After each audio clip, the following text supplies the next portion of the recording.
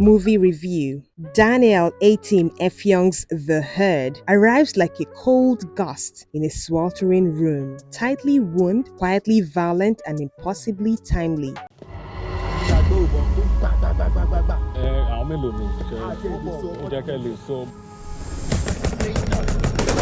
Marketed as a thriller, the film is less an action set piece than a study in how national trauma filters into private lives. A story about people who must take impossible moral choices when violence presses in from the margins to the center of their lives. That marriage of the intimate and the topical is the movie's strength. It never lets the politics feel like an afterthought, but it also refuses to reduce its characters to mere mouthpieces for an issue. At the center is a slice of life premise that quickly curdles into nightmare. Friends and family gathered for celebration, a husband privately wrestling with his wife's illness. Ordinarily, routines shattered by an act of mass violence that is recognizable to any Nigerian paying attention to headlines. The film's set pieces, the capture, the bargaining, the weight are handled with a director's discipline. Etim Efyong, who both directs and appears on screen, stages sequences economically, long takes that breathe,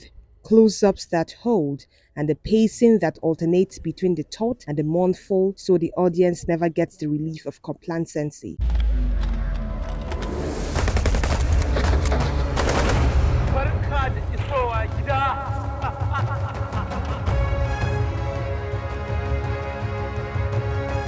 If you don't get the full money by the end of today, this is the last time you talk to your husband. You don't need the news to tell you The Herd is relevant, but the coincidence of timing makes the film feel urgent rather than opportunistic. As multiple reviews note, Nigeria's recent spate of kidnappings and banditry has pushed this material from speculative fiction into the realm of daily reality. The same anxieties the film dramatizes are unfolding on the ground in places like Kwara, Kebbi, and Niger states. That resonance gives the movie a charged, almost documentary edge. Viewers watch not just for story but to see their own fears reflected back. The Herd begins to function as communal mirror and conversation starter, not by sermonizing but by humanizing the people who live this crisis every day. The film fields a strong ensemble. Credit must go first to the way Etim Efyong marshals performances. Even when the camera observes chaos, faces remain the moral and emotional center. Behind and in front of the camera, Etim Efyong is assured. As director, he keeps the tone measured. As an actor, he's understated, preferring tension beneath the skin to overt theatrics. His dual role could have split focus, but instead he gives the film a consistent sensibility. Mercy Aigbe brings grit and dignity to her role. Where scripts might have tempted melodrama, Aigbe grounds scenes with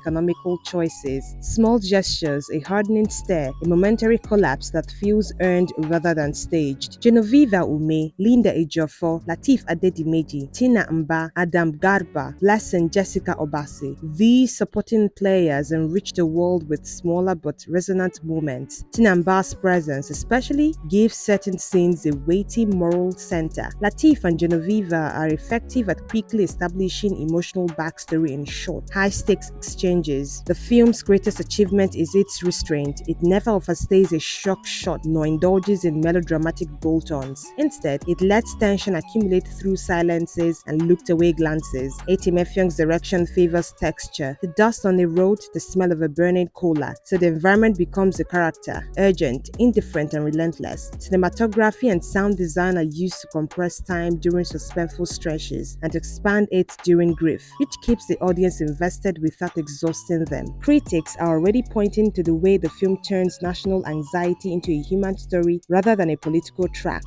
On occasion, the film's symbolic ambitions outpace its narrative clarity. A few plot beats lean towards familiarity in the kidnapping thriller subgenre and could have used deeper contextualization, why certain groups act or how communities respond beyond immediate trauma. But those moments are less a failure and more a concession. Etim Efyong chooses to prioritize character interiority over expository politics, and that trade-off will sit better with some viewers than others.